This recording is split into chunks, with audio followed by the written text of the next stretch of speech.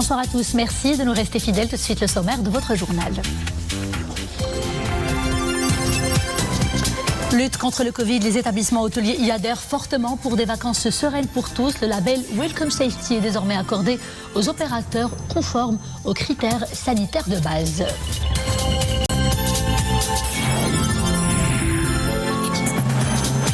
Nous irons à Salé où notre équipe a accompagné les bénévoles mobilisés dans le cadre de l'opération Plage sans plastique de la Fondation Mohamed VI pour la protection de l'environnement, des jeunes et des enfants engagés pour dégager le plastique, grand ennemi du littoral. À suivre également un hommage posthume à la mémoire de feu Mohamed Lemlihi, figure de proue de l'art contemporain marocain. À leur manière et à travers leurs pinceaux et palettes, ces fidèles amis des artistes de différentes sensibilités ont tour à tour exprimé ce que Feu Mlihi, l'humain avant tout, leur inspirait. Bonsoir. En application des hautes instructions royales relatives à la facilitation du retour des Marocains résidant à l'étranger, le ministère de l'Équipement, du Transport, de la Logistique et de l'Eau annonce ce samedi avoir affrété 2 navires Night Ferries. Ces derniers sont d'une capacité mobilisée de 2000 passagers et 500 voitures chacun. Les tarifs qui seront appliqués à bord de ces 2 navires affrétés par l'État sont conformes aux tarifs de base, c'est-à-dire ceux de 995 € pour un pack de référence composé d'une voiture et 4 passagers. Le point à présent sur les chiffres liés à la campagne vaccinale. Les personnes complètement vaccinées s'élèvent à 9 161 960. Le nombre de personnes qui ont jusqu'ici reçu la première dose dépasse désormais la barre des 10 millions. Et pour ce qui est des principaux indicateurs Covid, notez 551 nouveaux cas pour 498 nouvelles guérisons signalées au cours des dernières 24 heures. Et oui, nouveaux décès malheureusement. Les cas actifs s'élèvent à 5 491. Ceux sévères ou critiques ont atteint 242. 9 patients sont intubés. La campagne vaccinale, on en parlait justement, elle est amenée à s'accélérer dans les jours qui viennent. Elle se tiendra désormais 7 jours sur 7. Les centres de vaccination seront en effet ouverts tous les jours de la semaine, y compris le dimanche. Pour valoriser les acquis jusqu'ici réalisés par le Maroc, le ministère de tutelle appelle au strict respect des mesures préventives avant, pendant et après la vaccination contre ce virus létal, surtout après la découverte, comme vous le savez, de nouveaux variants comme le variant Delta qui demeure le plus dangereux. Et pour éviter justement un scénario catastrophe qui compromettrait l'élan d'espoir nourri grâce à la campagne vaccinale, eh bien, il incombe à tout le monde et à tous les établissements de veiller au strict respect des mesures barrières. Les hôtels sont fortement engagés dans ces efforts citoyens et nationaux. Ils mettent en place des safety labels, des documents qui sont délivrés par le département du tourisme pour que vacances ne riment pas avec danger. À Agadir, le reportage de Nordin Saber avec Myriam Messi pour le commentaire. Welcome Safely. Le label orne désormais la devanture de cette unité d'hébergement à Agadir. Un gage de bonne conduite sanitaire délivré à l'issue d'une minutieuse inspection des locaux de l'établissement. Nous veillons au respect des mesures sanitaires. C'est indispensable pour assurer une continuité sûre et saine de l'activité touristique. Pour cela, nous apposons des labels Welcome Safely aux opérateurs hôteliers conformes à nos exigences. De quoi satisfaire une clientèle de plus en plus exigeante en matière d'hygiène et de sécurité sanitaire. Je suis ici pour un séjour d'une semaine. C'est rassurant de voir les règles d'hygiène bien appliquées. Nous n'avons plus qu'à suivre. Sécuriser le parcours client, une priorité absolue pour ces professionnels. Un protocole strict est mis en place. Le personnel adhère à son tour. Le port systématique du masque est obligatoire dès l'entrée de l'hôtel. Un kit de désinfection est remis à notre personnel dès leur arrivée jusqu'à leur fin de service. Une signalétique leur indique la marche à suivre. Prévenir et gérer tout risque de contamination, une prudence durcie depuis l'assouplissement des restrictions sanitaires. De quoi éviter aux professionnels du secteur une énième impasse. Retenez à présent cette mise en garde de l'OMS, l'Organisation mondiale de la santé, qui alerte sur la propagation rapide du variant Delta, le variant indien, une souche hautement pathogène présente désormais dans près de 100 territoires. Nous sommes dans une étape très dangereuse de cette pandémie, alerte l'Organisation mondiale pour la santé. Pour la première fois en 9 semaines, le nombre des nouvelles infections a augmenté dans le monde entier de 2% cette semaine. Et dans les pays avec une vaccination très basse, les hôpitaux surchargés deviennent à nouveau la norme, déplore le patron de l'OMS. Vague de chaleur inédite et mortelle au Canada et en Californie. Plus de 800 personnes ont péri et la situation est loin, très loin de s'arranger. Une centaine d'incendies continuent de faire rage dans cette partie de l'Amérique du Nord. D'Alberta à Vancouver, en passant par la Californie, des milliers de personnes ont été évacuées. Des alertes rouges et sans précédent sont toujours en vigueur.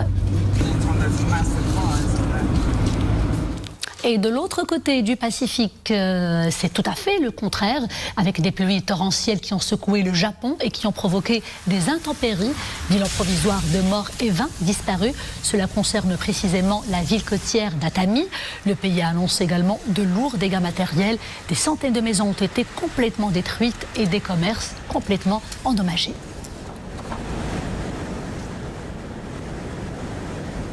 Genève maintenant, Genève où la délégation marocaine prenant part à la 47e session du Conseil des droits de l'homme a dénoncé la détérioration grave de la situation sur tous les plans social, économique et politique en Algérie qui sombre dans la répression violente des manifestations populaires et le déni des droits de l'homme les plus élémentaires du peuple algérien. Ce fut lors d'un débat au titre du dialogue interactif avec le rapporteur spécial sur la liberté d'expression et de rassemblement par la voix de l'ambassadeur représentant permanent du Maroc à Genève, Omar Zneibar.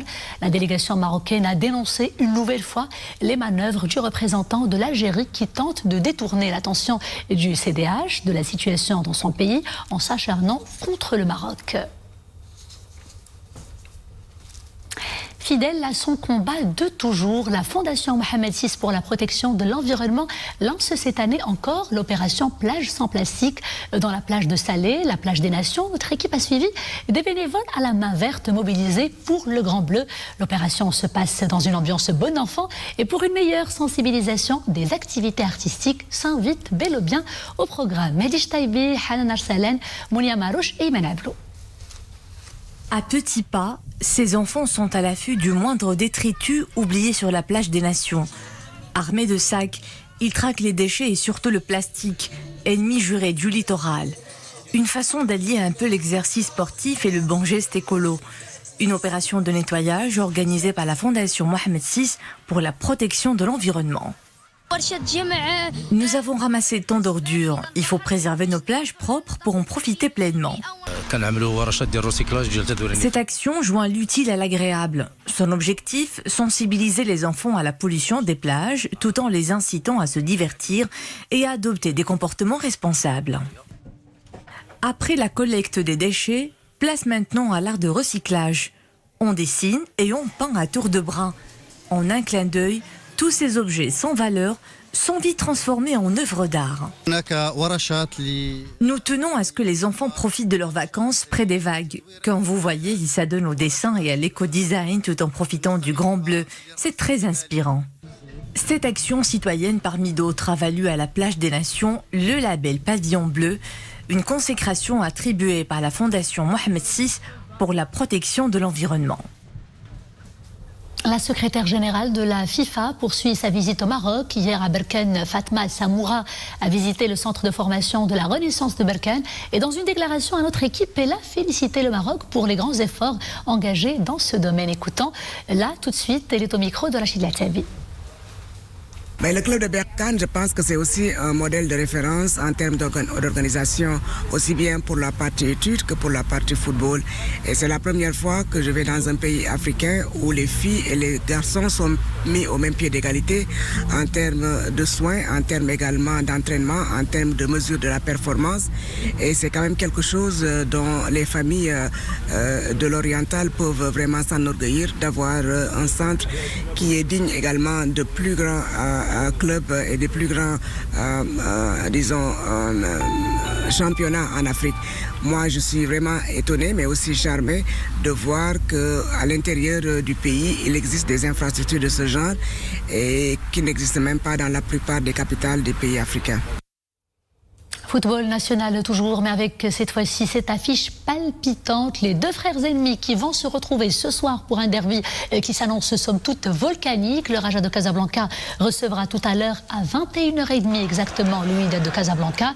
Cela se passera au complexe sportif Mohamed V de Casablanca. Un derby qui promet du show, mais qui a aussi beaucoup d'enjeux, des enjeux de taille, puisqu'il s'inscrit dans le cadre de la 25e journée de la Botola professionnelle. Mais ce derby se déroulera encore une fois, malheureusement, sous un silence assourdissant et sans les passionnés, en raison, vous l'aurez deviné, des restrictions sanitaires liées au Covid-19. En tout cas, la rencontre est à suivre en direct sur la chaîne Al-Riyadiyya. Quittant l'univers agité du ballon rond pour une immersion solennelle dans l'univers du très discret du grand artiste peintre que fut feu Mohamed Mlihi, le chef de file de l'art contemporain marocain qui nous a quittés l'année dernière. Souvenez-vous, il avait contracté une forme très sévère du Covid. Ses condisciples, ses amis de toujours, se souviennent encore et encore de lui. Ils lui ont réservé hier un vibrant hommage à l'atelier 21 de Casablanca, une cérémonie haute en couleurs et toute pleine d'émotions. Les moments forts, tout de suite en compagnie de Mohamed Ouida et Dominique Orlando.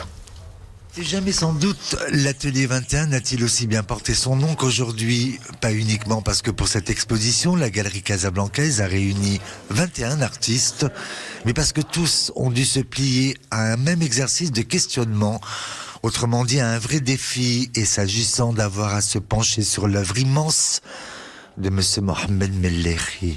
C'était à la fois comme un défi, un challenge pour moi, parce que tel qu'on m'a présenté en fait le concept de l'exposition, j'ai compris dès le début que c'était pas un hommage classique en fait au feu Si Mohamed Mlihi, mais c'était quelque chose de beaucoup plus profond en fait, qui nous incite tous comme artistes à réfléchir sur cet esprit et état créatif qui nous pousse vraiment à créer, à exister comme des artistes. Moi, ce qui m'intéressait beaucoup chez Mlihi, c'est qu'en fait sa géométrie était une géométrie joyeuse. Je pensais un peu à jazz de Matisse, c'est-à-dire quelque chose de très joyeux. Ça, on n'en parle jamais.